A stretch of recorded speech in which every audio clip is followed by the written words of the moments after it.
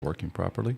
Hey, how was everyone today? It's been a while since I've done one of these lives. I say a while, I don't know, like a week and a half or something like that, which is a while for me. I apologize if you guys can hear some noise outside my office door here. We get some folks being a little loud out there. Maybe they heard me say that. Slamming doors and such. So welcome everybody. Welcome, welcome, welcome. Give a little bit for people to show up here. Let me make sure all is kosher over here on Facebook. Let me refresh. Yeah, looking good. Cool. For those that don't know me, my name is Ralph. Sorry, I wish it was something a little cooler than that. I go by the name, the fake internet name, if you will, of DSO, which stands for Dad Starting Over. And you can learn more at dadstartingover.com. Search for Dad Starting Over on any of the social media pages that you may follow. I'm on Facebook, YouTube, Instagram, Twitter, or X, whatever you want to call it.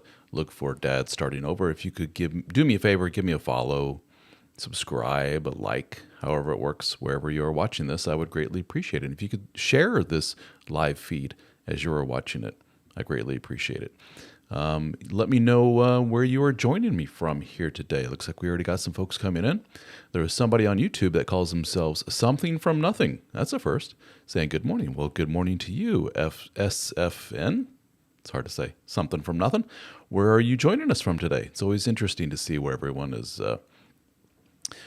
joining from. We've had folks from literally every corner of the earth, which is always cool to see, all over the U.S., Canada, Australia. We had South Africa last time. You know, we don't have a lot of is South America. When I look at all my stats, all my analytics for YouTube and the website and so forth, we don't reach much in the way of South America. Probably because we don't have a lot of Spanish-speaking material. We do have some, but not a lot. And I know Brazil, they speak Portuguesa down there. We don't have anything from the Portuguese language. Maybe one day. Never know.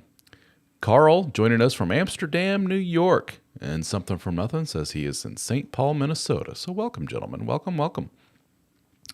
And I am joining you live here from, hold on a second. Let me see. Do I have it from? I always love my sound effects. Texas, Plano, Texas. Bearded Kilt Racing says, is this where the cool kids hang out? Yes, indeed. I think I know who that is. Is that you, Justin? Because I think you're into the racing thing and the kilt throwing things around thing. What's that called? You think I would know this. Highland Games, I think is what it's called. Oh, shitballs, we have a spam thing. Somebody credit Ghana. Oh, God, how do I get rid of this? I apologize. We have a spam message. Oh. It looks like I go over here to Facebook to get rid of it. It looks like it's already done. Let me get rid of that spam message. There we are. Cool. And yes, Justin. Welcome, Justin. Justin is a member, part of the Dad Starting Over team. Highland Games. That's right. I knew that. And welcome, Justin. And welcome all you fine folks from all corners of the earth. Like I said before, our name's Ralph, Dad Starting Over, dadstartingover.com. Some of you watching this may know of me via a book I wrote some years ago. The first version of that book came out in 2017, and then the second version in 2020. And I'd like to start on a third version here soon. Just haven't got around to doing it. Been a super busy boy, and that book was called The Dead Bedroom Fix. For those that don't know, real quick summary. I got divorced some 11, going on 12 years ago now. It was a really big emotional deal for me, a traumatic deal for me, and all the stuff that went with it. So I started up as a form of, I guess you say, self-therapy, if you will. One of the things I loved to do prior to marriage and kids and all that was writing. So what a lot of divorced dudes do when they go through a trauma like that is, let's rediscover my old self. Let's go back to some of the old stuff I used to do. And one of those things was writing. So I started up a blog, and I found the domain of Dad Starting Over was available. So I purchased it for next to nothing, dadstartingover.com, and I wrote on a variety of different topics. It seems to be the one topic that got everybody's attention. I mean, I wrote on parenting and fitness and finance stuff, and all my thoughts on the game of life, starting over as a dude. And but when I talked about sex and marriage and my thoughts on the matter, and comparing it to then what was then my dating life and everything else, that got the most attention, to the point where somebody suggested I write a book on that topic. So I did, and that book was called The Dead Bedroom Fix, and it sold a lot of copies, especially considering it was a self-published deal. I didn't go through a formal publisher like Penguin Books or Random House or whatever. It's a self-published deal, and it's available on Amazon. It's available on Apple Books. Do a video or audio version rather on Audible. Apple Books you can get through there. Scribd or Scribd, however you pronounce it, has it on there as well. Basically, anywhere you can find books retail, you can probably find The Dead Bedroom Fix, as well as my 3 other books that I've written. I don't mention them much because all of the other 3 books, their sales combined don't equal the sales for my one book, The Dead Bedroom Fix, believe it or not. The other books are called Divorce Panic, Real Talk, No Bullshit Life Advice for Young Men, and Red Flags. So check out, if you do a search for DSO, Dad Starting Over, online, you'll probably find it. You can find links to all these at dadstartingover.com. Go to Amazon, do a search. If you find Dead Bedroom Fix, it'll probably link you to my other books, but check them out. And the audiobooks do very well. I sell probably more of those than anything. And it is yours truly doing the narration. So I've had some people say that they like my soothing voice. If so, that's me reading them. So you're welcome. But anywho, after writing that book and doing all things Dad Starting Over, I decided to start up a private members-only part of the website, if you will, part of the organization. And we called that the DSO, which stands for Dad Starting Over, the DSO fraternity. And within that private group, we get together live for Zoom meetings. We record all the Zoom meetings so you can listen back to them on your phone. Pretty cool stuff. We have private discussion forums where we get online and discuss. Again, if I didn't make this clear, this is for men only. And we have a DSO Fraternity podcast. We have articles. We do get together in person, which, by the way, coming up here Thursday of this week, we are getting together for the 4th annual, what we call BroFest, which is basically the members' conference gathering for our folks here in the States. And we're meeting for the 4th year in a row, in New Orleans Thursday. So if you'd like to join us, too late. We've already got our membership, or rather the attendance all squared away.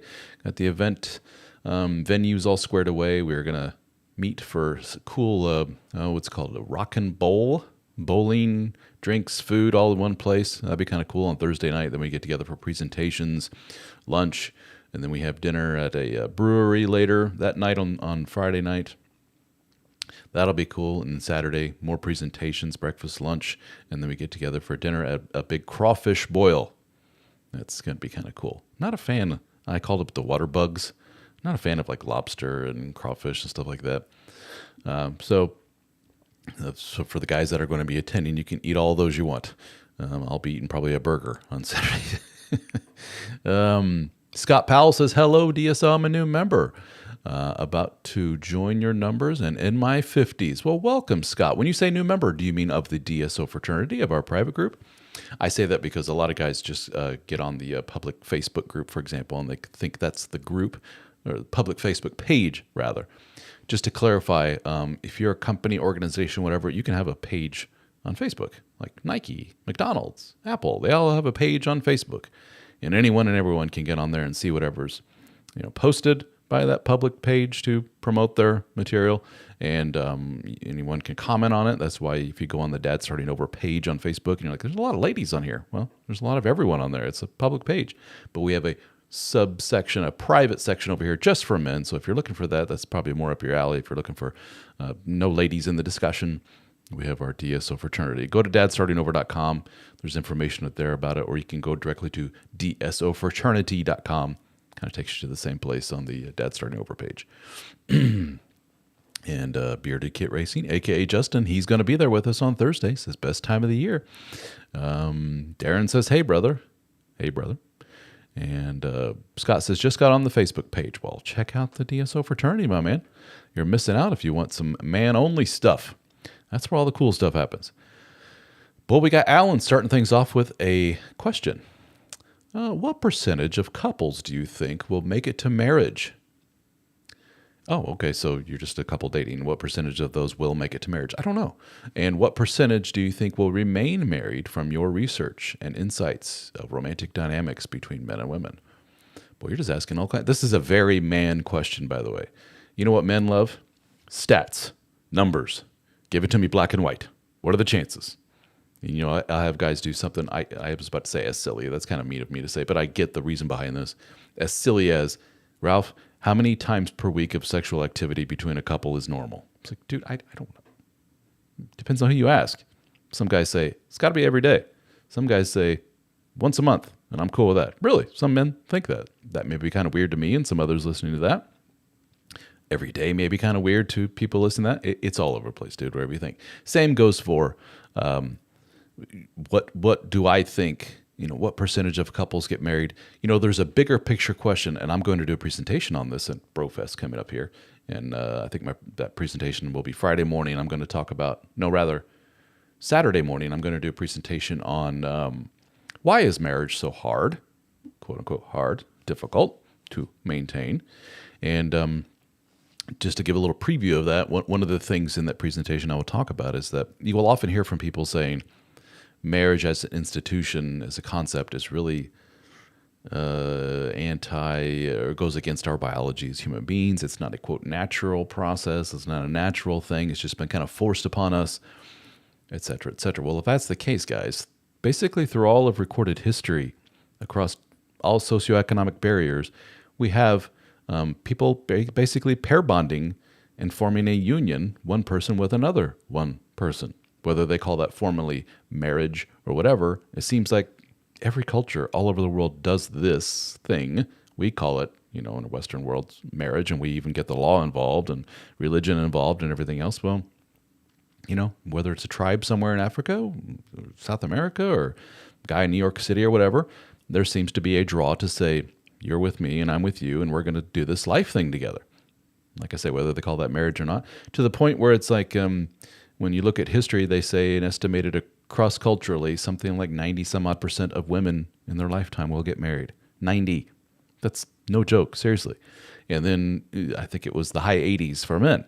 So we tend to gravitate towards that. And Alan, presume you're in the U.S. or some Western world, like myself, we do that in the form of some formalized marriage. So we seem to have a natural inclination to come together with one person. Now you're asking what percentage? Don't know.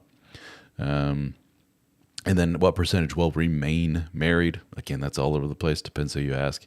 There's a stat that's thrown around a lot, which is like about half the time you're going to end up not married. You're going to end up divorced about half the time. Well, some say that's kind of an antiquated, misunderstood stat. I don't know. I guess to say, does it matter? Alan? Are you trying to say, I'm considering getting married? How realistic is that? How is this going to work out or not? Maybe I should just stay, as non-married and dating with this person, or should, and what are the chances? It doesn't really matter. What do you want to do, dude? If you're going into it going mathematically, you're probably looking at it the wrong way. But then there's all kinds of stats or all kinds of science behind what happens to the sexual energy between a couple after a long period of time together.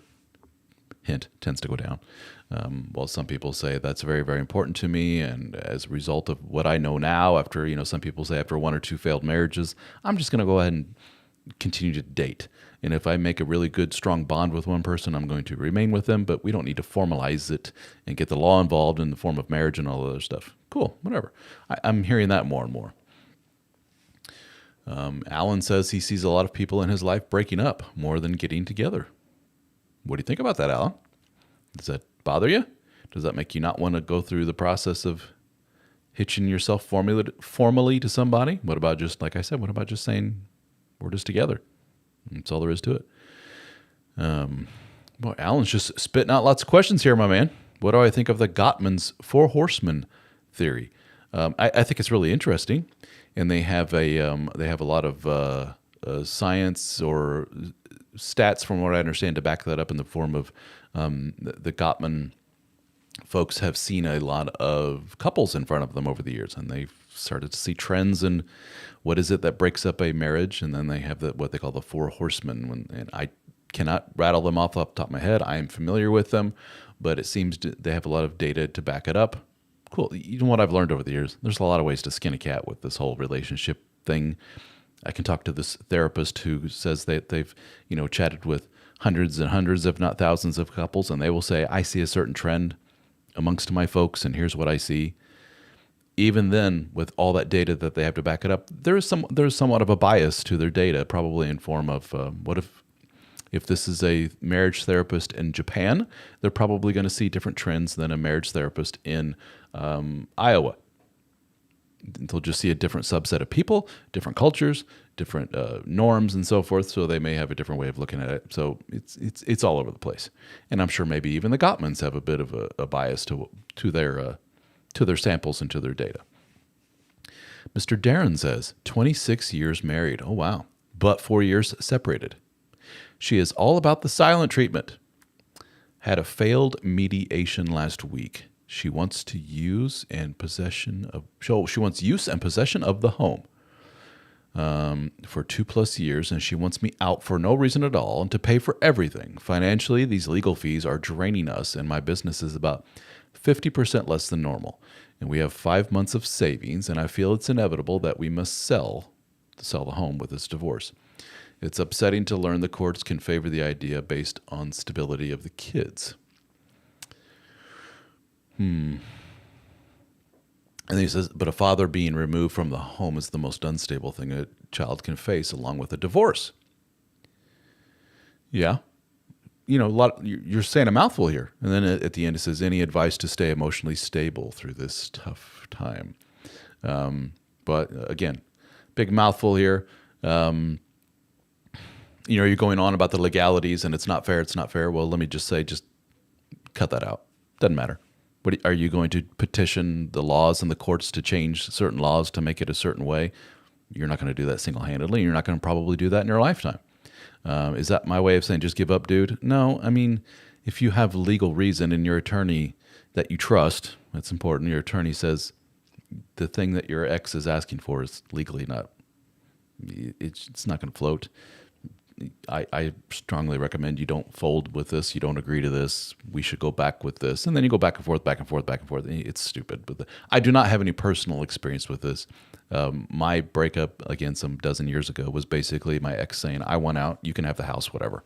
Really, it was that easy for me. And I had the kids most of the time there for a while. And now it's settled out after years of being just basically right down the middle, half the time, 50-50 split with the kiddos and all of the expenses and everything else. So I got off pretty easy when it comes to that kind of thing. There is some thought as to you look at the costs of, it's fair that we split this asset or whatever it may be in this way. Legally it looks like we should get half of, let's say, equity in the home, for example. And she says, I just want you out of here, beat it. And you're like, but I'm due certain amount of equity in this home. I'm not just going to leave this home. Let's say you're owed like $100,000 or something like that. There's $200,000 of equity in the home. Let's say I'm owed $100,000 of this. She wants me just to give up the $100,000 and walk away. And here we are bouncing back and forth with attorneys. We've already spent $35,000 of attorney fees. It's going to drain me. It's draining me of my life. And it's draining. There is a school of thought of, dude, just sit and look big picture at this. You're going to spend how many more tens of thousands of dollars to fight this? You're going to pull out your hair if you have any left. I don't, obviously. And it's going to cause you a lot of stress and set aside the ego and just say, you know what, wife? House is yours. If I do this, will you in turn sign over everything and we can end this fight? That may be worth it, dude. I don't know. Maybe worth looking into that or kind of digest that a little bit and see if that makes any sense for you. Just to say, fine. If it means the end of all this and I can move on with my life, there's the home. And I'll just go get me an apartment somewhere. You're a dude. A lot of men don't like to hear this because there's something very attractive about the whole victim mindset. But let me tell you this. Statistically, don't beat me up for saying this. I'm just miming or repeating stats that are out there. You can Google and look for yourself, dude. In the long run, let's say 5 years from now, I put you two up against each other. Let's say post-divorce, 5 years post-divorce, you've ironed out everything, the financials, the legal, and everything else, and you're done. And then you go back and you go, let's reconvene. Let's see how everybody's doing 5 years from now. Probably you're going to end up better shape than she is, believe it or not. Even after giving this up, giving that up with the legal fees, your business taking a hit, yada, yada, yada. Even so, after 5, 10 years from now, you will probably end up being better off than what she is financially. The stats show us men tend to do better in the long run post-divorce than what women do. Now, a lot of men hear that and want to punch me in the face because, do you realize what I'm going through right now? She's taking this, she's taking that, she's wanting half of this, even with all that, dude, we tend to do better post-divorce financially than what women do.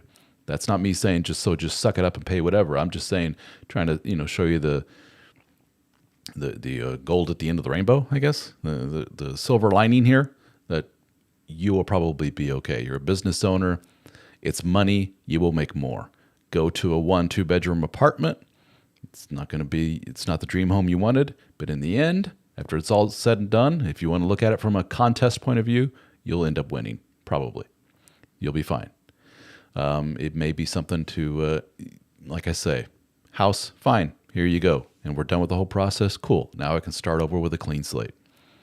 And your business, your finances in the long run, your mental health and well-being will probably all be better off as a result of taking that course of action. Just saying, fine, let me start over with a clean slate as long as we can just end this whole stupid process. Does she, quote, win? Whatever, fine, sure. In the end, though, dude, like I say, you'll probably be the one to win. Now, how do you deal with all this emotionally through all of this? I hear a lot of guys saying that, how do I deal? How do I deal? How do I deal? And a lot of men that I talk to going through this, it's kind of their first major life holy shit. Maybe they lost a parent, which is, not a small thing, or a loved one or something like that. Lost a job, but this is the biggest major holy shit moment for them. And they're like, and this hurts, and this sucks. And I wake up every morning going, wow, still hurts, still sucks. When's this going to stop? How do I deal with this? And you don't want to hear this. I've talked about this before in other videos, that there's a book that I read to my daughter. And I remember as a kid, we used to do this little song about going on a bear hunt. And they would say, like, you come to all these different obstacles in the song, in the little story. And you come to some forest, and like you can't go around it, can't go over it, got to go through it. And then you go through the forest and and you come to another obstacle. And then at the end, you see the bear and you get scared and you have to go back through all these obstacles again. It's a very big life lesson kind of thing. Can't avoid it, got to go through it. So, dude, you're going to go through hell, and it's going to suck. And there are going to be days that you're going to be like, I don't know if I can do this. Yeah, you can, and you will, and it will suck, and it will suck. And you know how you feel right now? There are going to be days where it sucks even worse. Why am I saying all this? I'm being realistic, because guess what? At the end of the day, years down the line, when you're going through all this, and you will get over the hump, and it will be better, believe it or not, you're going to go, I know you're not going to believe this, but you're going to say, I'm kind of glad I went through all that. I learned a lot during all that. That's what everybody that goes through some major life thing, somebody that has endured some kind of like life-altering disease, cancer, something like that, lost all their money, and then you see them later in life when they're doing much better, and you're like, if you could change anything, would you change that chapter of your life? And you're like, and they're like, actually no. That's made me who I am. I learned a lot during that time. I went through it. I saw what I was made of. And in the end, I'm like, if I could put up with that and come out smelling pretty good at the end, looking pretty good, I'm a pretty tough dude. I got it going on. Nothing can stop me. Life just said, oh yeah, take this. And I was just like, what else you got? That's the attitude you got to take through this. It's going to suck, but in the end, what is there a way to expedite this process to the healing process, to get over this quicker? That's what expedite means, to get over this quicker.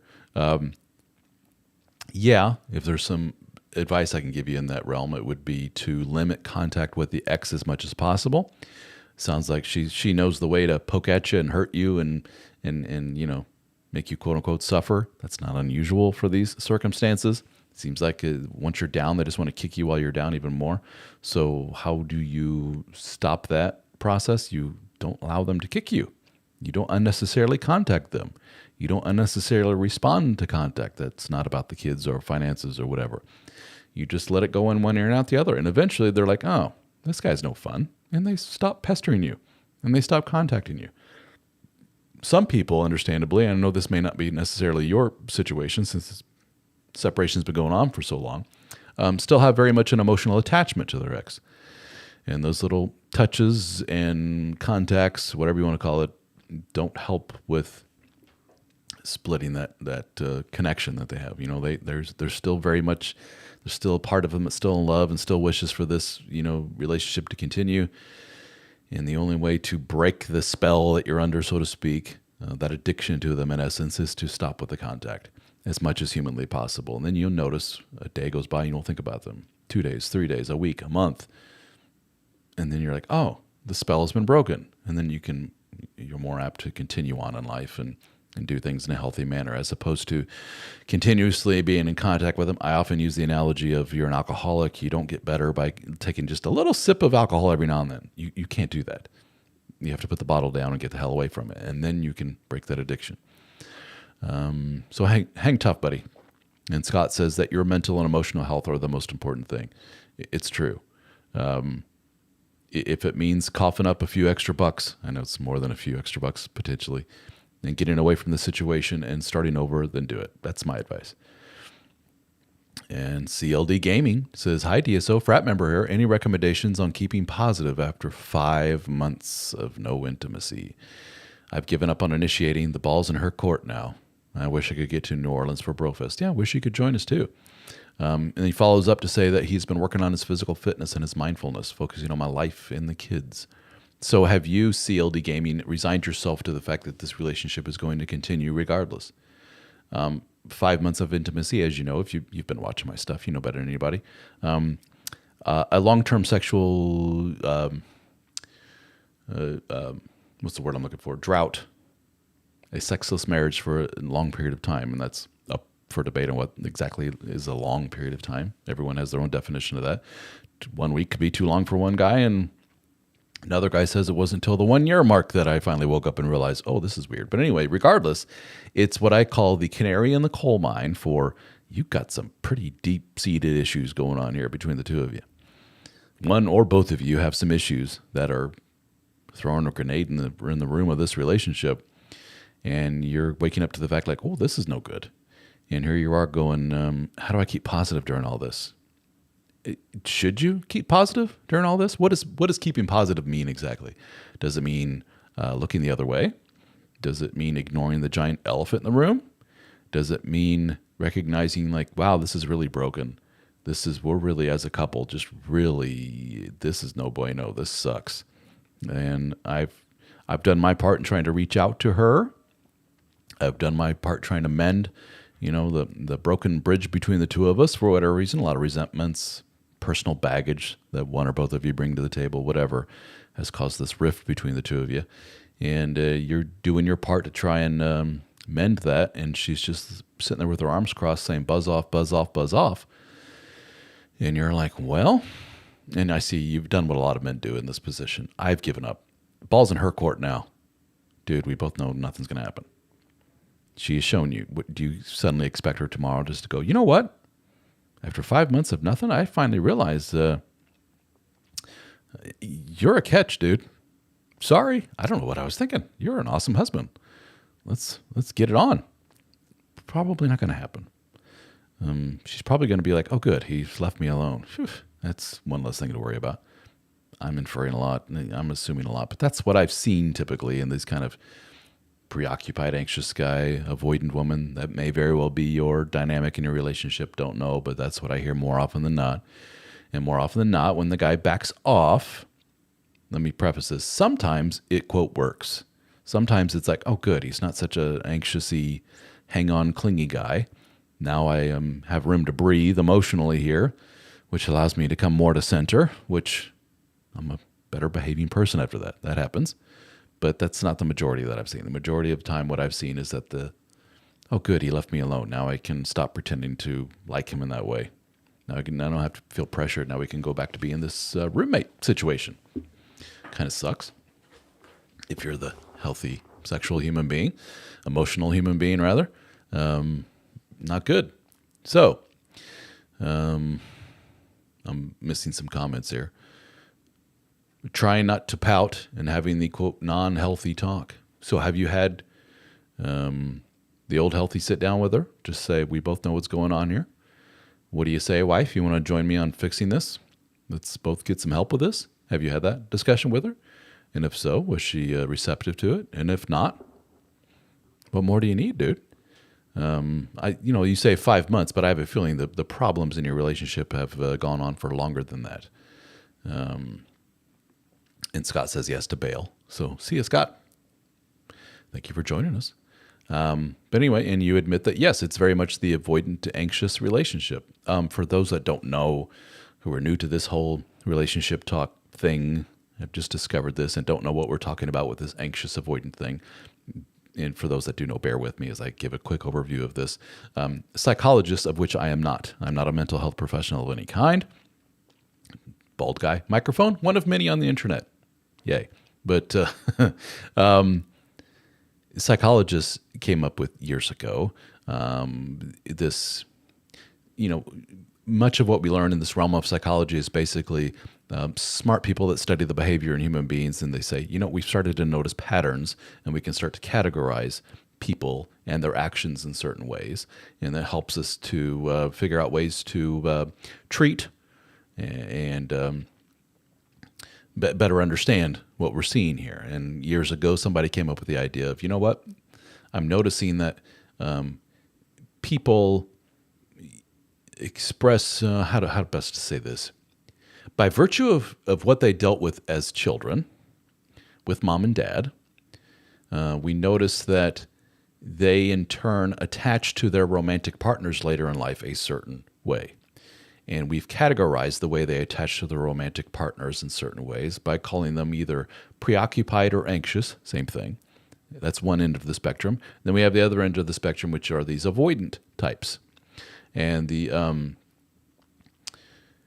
anxious, preoccupied types can be man or woman. It's not a gendered thing. When it comes to my material at Dad Starting Over, I tend to attract guys who are of the anxious, preoccupied bent, that persona, that category. Why? Because it's the anxious, preoccupied people that tend to seek out information on how to fix a relationship. They're the ones that are looking at the YouTube videos, listening to the podcast, downloading or buying the books, downloading or buying the courses, signing up for the boot camps, joining the private men's groups, and so forth. They just want to fix this situation. It's broken. They recognize it's broken. They're not about to sit back and just say, oh, well, and move on with their life. No, they're going to fix this, damn it. That's typically your anxious, preoccupied kind of mindset. While the avoidant is basically of the mindset of, oh, dear God, can we just please stop talking about this? It's always something with you. It's always, let's talk about this, let's talk about that, let's listen to this podcast. I just want to live, damn it. I just want to exist like normal people. Do we have to always talk about this stuff? They have a point. The preoccupied, anxious person has a point too, because they're over there saying, yeah, if I didn't bring this up, we would have zero attachment to each other at all. We would just be two separate people living under the same roof. We don't touch. We don't talk. We certainly don't have sex. We don't have any of this good, normal, secure people stuff. Anxious guy just wants a nice, secure relationship.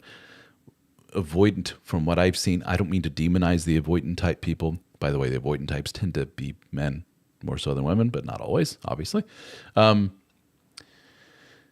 They both have their point, so to speak. They both have their point of reference, their perspective on all this, and there's validity to both, but they both need to come more to center, to what we call the secure. And when it comes to working on a relationship, the anxious person tends to win the trophy for the person who wants to work the most. They're ready to whatever. They got their journal out, they're at their marriage counselor with the pen and paper literally and writing stuff down as the counselor saying, what's my homework, Mr. Counselor? What do I need to do before our meeting next week? While the avoidant person's just like, they can't wait to get out of here. And like, God. And then here comes the anxious person at the end to go, I can't wait to work on this stuff that the counselor told me. And the anxious or the avoidant's like, oh God, yeah, yeah, I can't wait. And they don't do their homework. And that's a very typical scenario. It's from the anxious point of view, there's not much to work with there. You're trying, and the anxious people, depends on, there's severities of this. Some are super, super anxious, some not so much. On a scale of 1 to 10, some people are like a 2 or 3, while others are like 11 out of 10. They're super anxious, hanging-on-y, to the point of being codependent in a very unhealthy way, and they don't let go no matter what. And ironically, it's not unheard of for the avoidant types to be involved in extramarital affairs, for example. They go in elsewhere for the love and affection, which makes no sense to the anxious person, but not unheard of. And sometimes Mr. or Miss Anxious will discover that. Wow, the person that I've been with who's so resistant to any kind of love and affection is screwing around. So instead of taking the message and saying, I guess it's time to move on, Mr. or Miss Codependent often says, I'm just going to double down on my efforts. This just shows that I've really failed as a partner. I've driven them to that. I got to hang around and keep working on this. They don't get the message. And I'm hoping CLD Gaming, that is not you, and that's not necessarily your situation, but not unheard of. DSO, your book was great. Sadly, I needed it 20 years ago. I assume Rick, pardon me, this is Rick from Facebook. I assume you're talking about The Dead Bedroom Fix. I mentioned this earlier. It's my most popular book by far, so people call it your book. They don't realize I've written 4 total, but that's the one that's outsold all of the others combined. So, well, Rick, I'm glad. I hear this quite often. This is a version of the comment I hear most often, which is, where were you 20 years ago? Where were you 30 years ago? Or another one, which sparked one of my other books, a comment I'll hear is, where was this shit when we were kids? How come nobody ever taught us this stuff? So I wrote a book actually aimed at young men, and it's called Real Talk. No bullshit life advice for young men. Check that out, Real Talk. You can learn more at dadstartingover.com. Do a search for Real Talk on Amazon, Google it. You'll find it. There's audio versions. If your kiddo prefers audio, you can listen to it together in the car. I had somebody that did that on a road trip, listen to the book with their kiddo. It's not that long of a book. I don't know how many hours total to listen to the whole thing. Probably 3 or so, I think. Don't quote me on that. CLD Gaming says, your explanation sounds so accurate for me. Even my 19-year-old son is seeing that dynamic in his parents' marriage, and he called me out on it on the weekend. It's so interesting that a young man can see it. My friend, writing is more than on the wall. There's, they say writing's on the wall. That means like it's subtly, it's up there. You just got to look. Not only is the writing on the wall, somebody's sitting there with a megaphone in your face, yelling at you repeatedly, your own son, saying, Dad, I love you, but this is effed up, man. What keeps you around, brother? Even your own son is saying this is effed up. Your 19-year-old son, basically an adult, young adult, is saying, Dad, this is messed up. He called you out on it. Boy loves you. He's worried about you. He doesn't want to see Dad going through that. Or maybe even Mom going through that. Maybe just sees that you're both wildly incompatible in that way. Again, I'm not pushing for divorce. I'm not pro-divorce. I'm not anti-marriage by any stretch of the imagination. With these scenarios, not to doubt anything that you're saying, CLD Gaming, but we're only hearing one side of the story. And I have learned over the years, occasionally I will hear both sides. That's pretty rare, but there have been in the past where I'll hear from man, and then woman will come along saying, I understand that you've spoken to John. I'm wife in said situation. I wanted to give you my perspective on this. And it always, in the few instances that I've had of this, totally changes the picture of the situation. I go, oh, yeah, he didn't mention that little thing. He didn't mention there was a secretary that he screwed around with 10 years ago. That kind of changes the dynamic here quite a bit. He didn't mention his gambling problem. He didn't mention all these sources of resentment and why the wife has split from him emotionally and physically, et cetera, et cetera. So maybe there's more going on here. Don't know. Maybe not. A lot of the time, it's just a very sex-averse, intimacy-averse wife, very, very avoidant, with a guy who has a lot of needs. And you're caught in this vicious circle because there's Mr. Anxious who's like wants nothing more than to have a wife to hold and touch and squeeze and show his affection to and get some in return. But he is with this woman who is ironically not wired in that way and is wired exactly the opposite. So he goes without, which builds this need, which builds this desire, which causes her to be even more repulsed. And they're just caught in this vicious circle and it doesn't go anywhere. And T-Dub says, oh, you're saying Real Talk is around 2 hours, 56 minutes, so about 3 hours. I was right. T-Dub says, when my oldest asked me after one of one of our raging tantrums, he said, quote, why do you put up with that? I realized I was not crazy and I needed to take action. Shore up your boundaries. Yeah. And Brett says, one thing I think about is I would have felt differently had I paid closer attention to the red flags and left. Yeah. Why do you think, Brett, and for those that are in today's call, boy, do I hear that all the time. It's another version of what the other gentleman, Rick said earlier about, I wish I had this 20 years ago. So rewinding the hands of time is often say, going back in time and looking at our former selves in this relationship. Why is it that we just overlooked this stuff? We all do it, men and women alike. Why is it that we're in this relationship early on, probably for a period of years, and we just ignore thing after thing after thing, and just in one ear out the other, and just continue on with the relationship? Why do we do that? Basically, I have an answer to this. It's a combination of a couple of different things. In broad terms, I'm sure it's a combination of 1,000 different things, but in broad terms, two big things.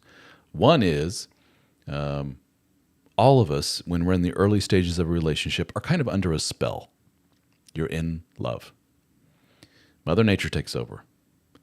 Mother Nature wants you to procreate, make babies. I know some of you are a little too old for that. Some of you are birth control, and that's kind of a moot point, but Mother Nature doesn't know, doesn't care. All it knows is, look, see that woman here and see that man there, and it floods our brains with chemicals in our body, and there's a hormonal changes and dopamine, serotonin, all these other things all work in concert to make us hyper, almost infatuated with the other person.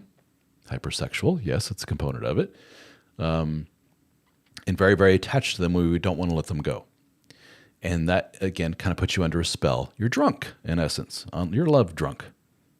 Lust drunk for us dudes. You've heard the term, some men say, thinking with our little head, meaning we're not thinking rationally, we just want woman sexually. That's a component of it, but we also genuinely fall in love and emotionally attach and so forth.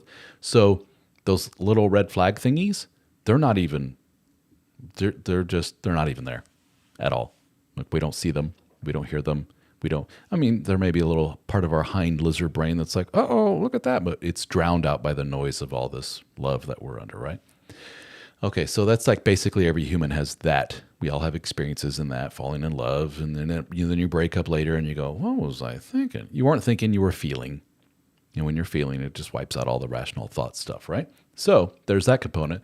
The other component is, combine that with, I'm going to make a big assumption here. A lot of you on this call, dudes that have been there, done that, right? The dudes that are sitting there smiling and nodding, going, yeah, I was with a woman, cheated on me with 19 different guys, did all this stuff, drugs and blah, blah, blah. Her family was a wreck. I just ignored all of it. What amplifies this red flag ignoring behavior is your own personal baggage. The shit that you put up with as a kiddo, the shit that you sat back and watched as a kid, what mom and dad showed you as a young man, like, here's how couples interact with each other. Here's how couples fight. Here's how couples interact sexually, romantically. Here's how they resolve things. Here's all the crap that she puts up with and he puts up with. And you sit back and just watch all of this, and you're basically being trained to the point where you invite chaos into your life. You don't feel normal unless you have that form of chaos that you learned as a kiddo. So you just tend to gravitate towards what is familiar to you. And a lot of you gravitate towards chaos and broken individuals because you were raised in a broken, chaotic environment. So you go out in the world saying, looking for chaos, and you run into a completely normal, secure girl, and you're like, not going to cut it. And then you look at Miss kind of crazy broken, who also comes from another broken, crazy family, and you're like, yeah, this one feels more familiar, feels more comfortable. It doesn't really... she doesn't really hurt my ego as much as Miss Normal over here, because Miss Normal over here shines a light on a lot of my inadequacies as a human. But this one makes me feel, I recognize this feeling here. This one feels comfortable to me. And here comes the new in love chemicals, and away we go. That's what I've seen over and over and over again. And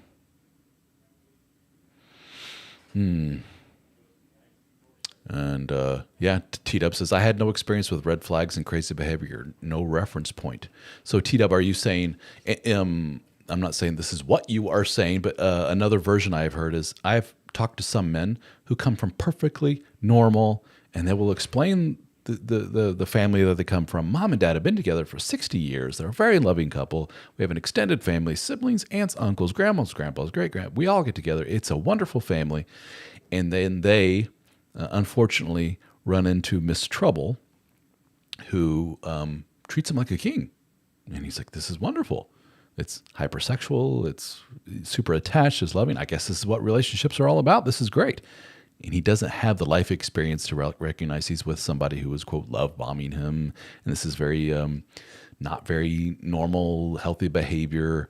This is a little much. He's just like, this is just what relationships are like, right? He's kind of naive in that way. And then maybe his whole family will be like, we don't know about this one, John. Be careful. And he's like, you're all being crazy. She's a doll. You're all just trying to stop me from being happy. I love this woman. And it all blows up in his face. And everybody's like, see, told you. That happens.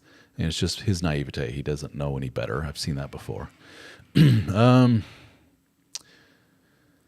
Brett says he continued working on it, suffering, apologize. I'm missing comments as I blab on. CLD Game says, older kids can see the dysfunction. I also wish I had found the group 20 years ago. We got married at 23 years of age. We were too young. Been there, done that. Marriage number one. It was what you did back then. And now young people wait longer. It seems they do. Hide and Watch says, yeah, I wish I had the book 15 to 20 years ago. Hide and Watch from YouTube. Thank you, brother. Appreciate it.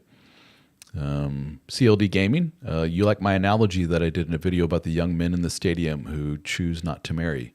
I can explain that one a little bit further for folks. Very, very good explanation. Thank you, Brett. And T-Dub says 100%, but my family liked her. All right, so she fooled them as well. So you were kind of naive and she fooled everybody.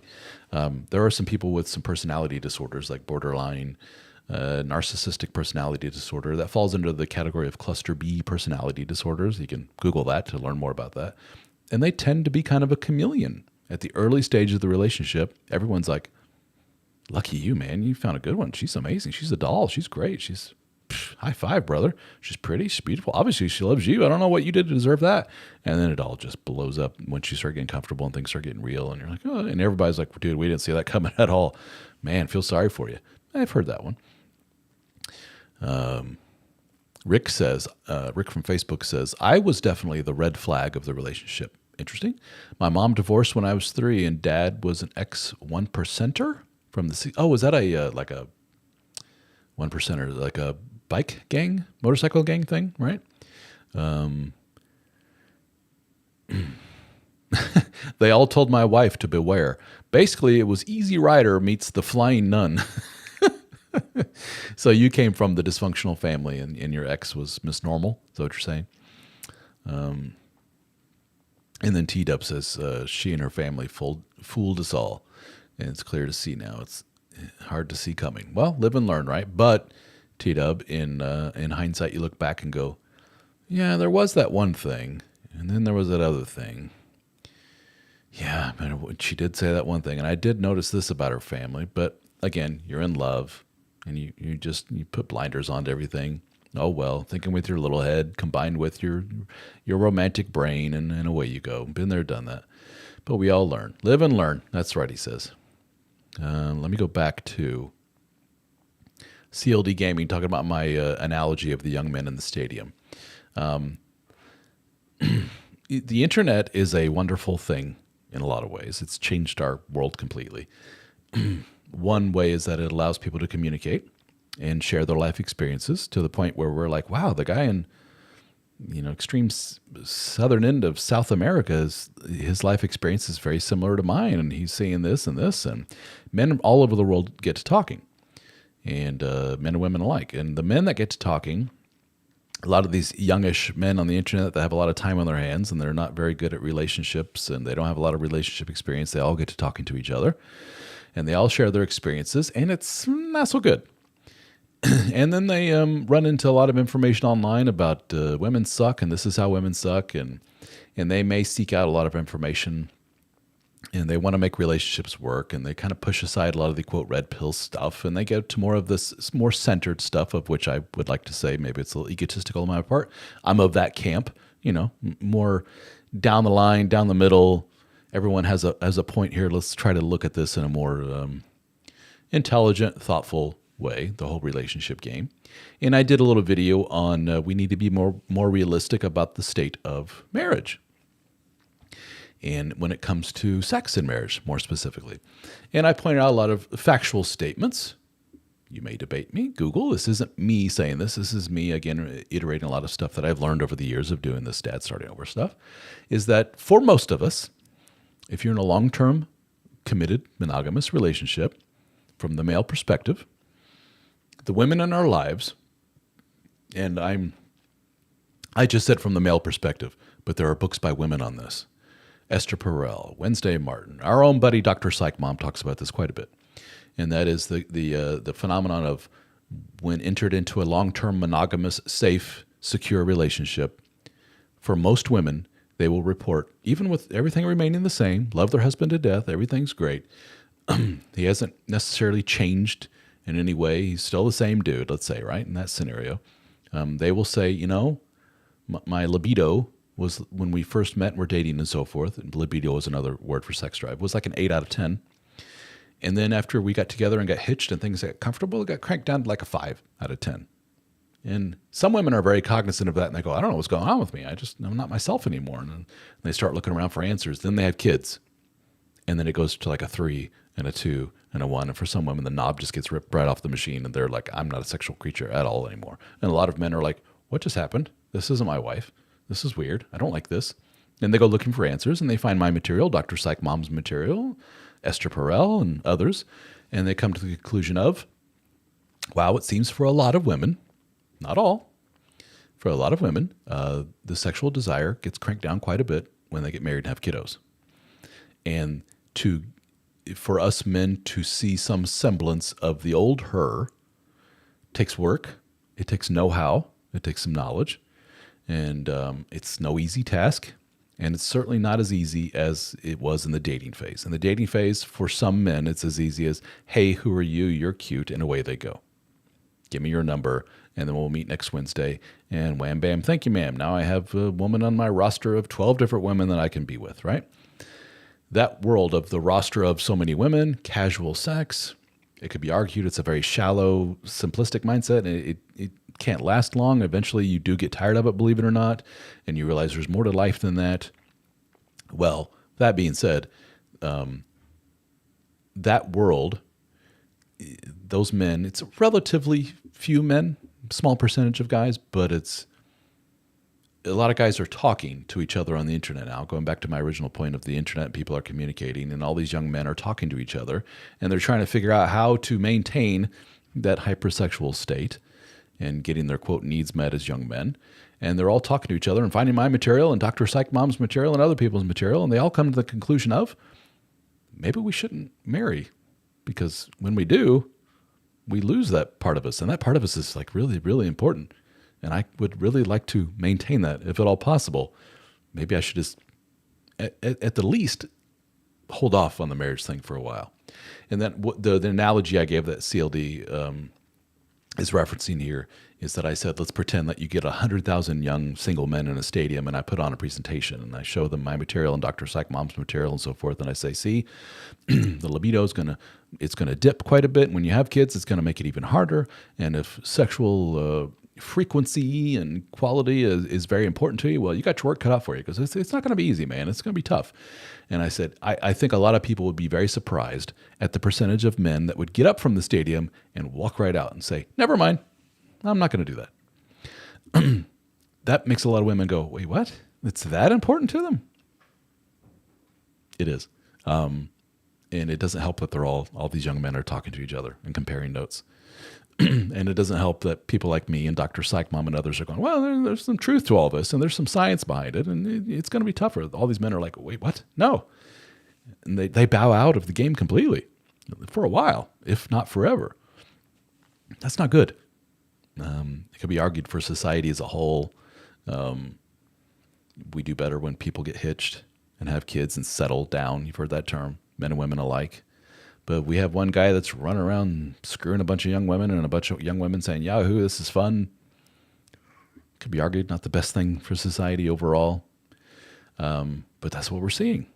And the analogy I use with the stadium is that not every guy gets up and leaves. Some guys stay put and they go, no, I want to work on this, and I want to do this long-term monogamy marriage thing. That's more important to me than screwing around with a bunch of women. And unfortunately, the women go Yahoo, and they go into the stadium, so to speak, and they look around and they go, this is who's left? Ugh. And they don't like them too much. And so they go back out and they try to convince the other guys, don't you want to come back in here and do the marriage thing? And what they're hearing is a lot of men go, no, we've seen the presentation that Ralph put on. We're not going to put up with that shit. It's unfortunate. And we need to do a better job of selling the concept of marriage, of figuring out how to make it work so everyone is happy. And that's tough. And when I've seen the grand epiphany in all this is it ain't for everybody, dude. It's never been for everybody.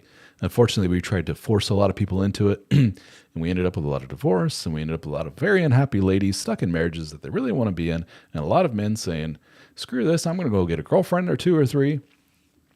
I often point out that a lot of people go, it wasn't always like this. My grandma and grandpa were together for 1,000 years, and they were happily married. But here's what you don't realize. Go to grandma after grandpa dies. And I've had some men, by the way, who did this. Hey, grandma, now that grandpa's gone, can I ask you some questions? Were there ever times when, like, grandpa, like, you know, I hate to say it, like, fooled around or something? And you know what grandma says? We don't talk about that. And the guy's like, whoa, seriously? Like, yeah, I don't want to talk about that. Pretty common. I think a lot more common than what we think.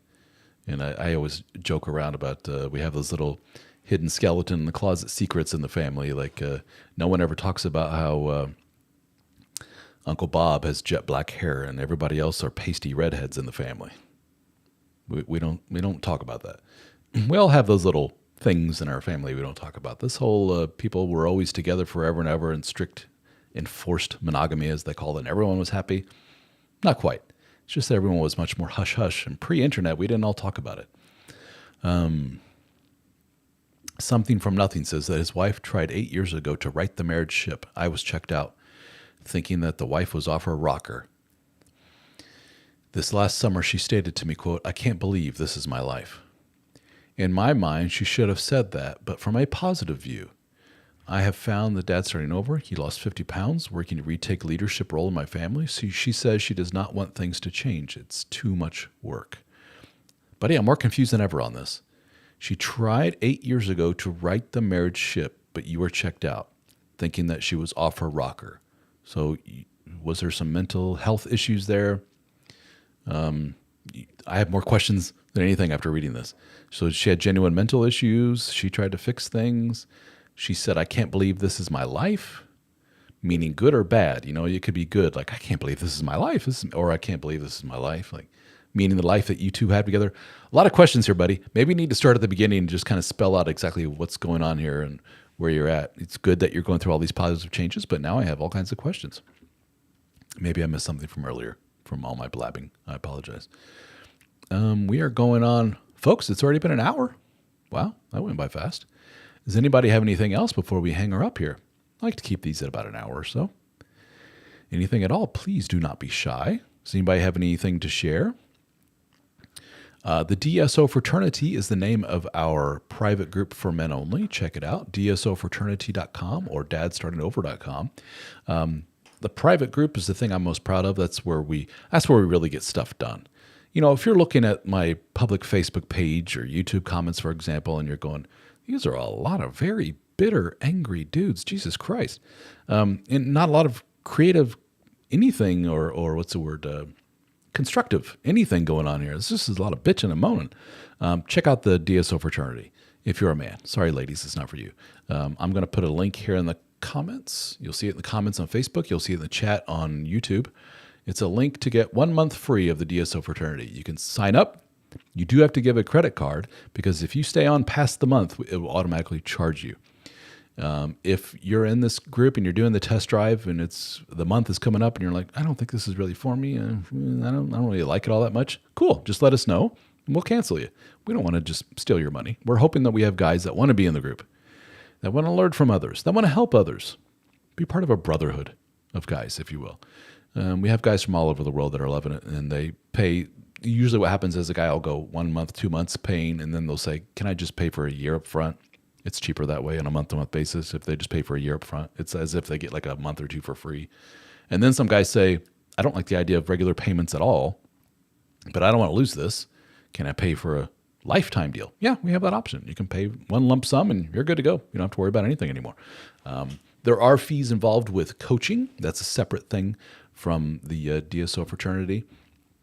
The good news is that if you're a member of the DSO fraternity, it's like half the price for coaching as compared to the general public. So there's more benefits to joining other than just talking in live Zoom meetings, live discussion forums, other than the DSO Frat podcast, other than the articles, other than, you get all my books for free, by the way. I didn't mention that. All my 4 books that I talked about, you can download a PDF version of all those books, or you can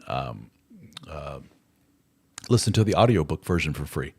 So a lot of cool stuff. And we'll continue adding to the benefits. We have some members here who can attest to it's a pretty good group. CLD Gaming asks, do I find that men who successfully turn their marriage around generally have a higher income? I have wondered if that removes one additional marriage stress. I have not personally seen, now you're making me go, I wonder if there is a trend to that. But money is a stressor for sure that you've pointed out here. So if we can eliminate that stressor, for sure. Also, higher income guys, not to badmouth in any way, my lower income guys tend to be higher educated, not always. And we know statistically, if you have a higher education level, you have a higher chance of staying married. So we have that working for us. So income goes along with X number of other things, which could all contribute to a positive marriage in that way.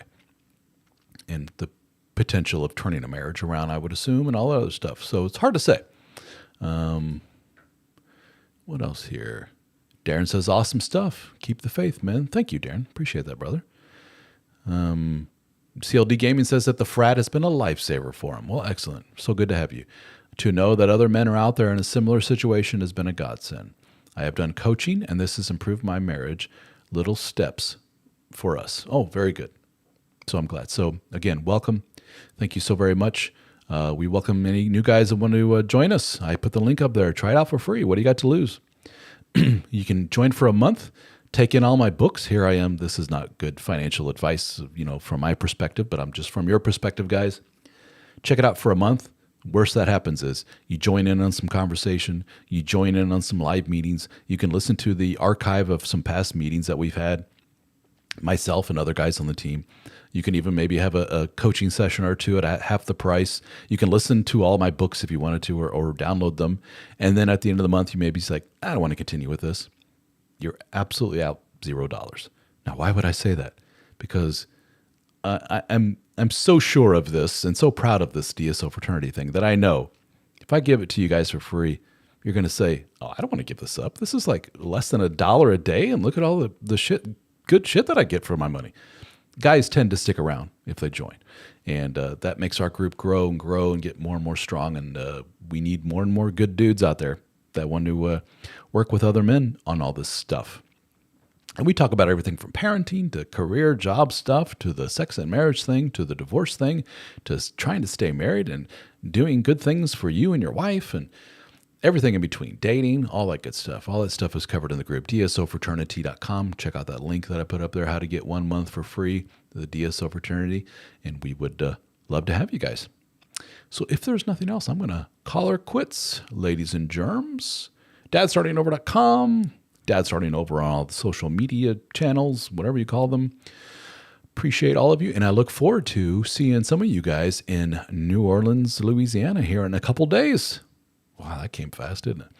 For our 4th annual Bro Fest gathering, as we call it. And our guys in Australia, they're going to have their gathering that they call Mate Fest. They're going to have that here coming up here in October. So that'll be here before we know it. So our group is big and it's growing. We would love to have you. DSO Fraternity. Check it out.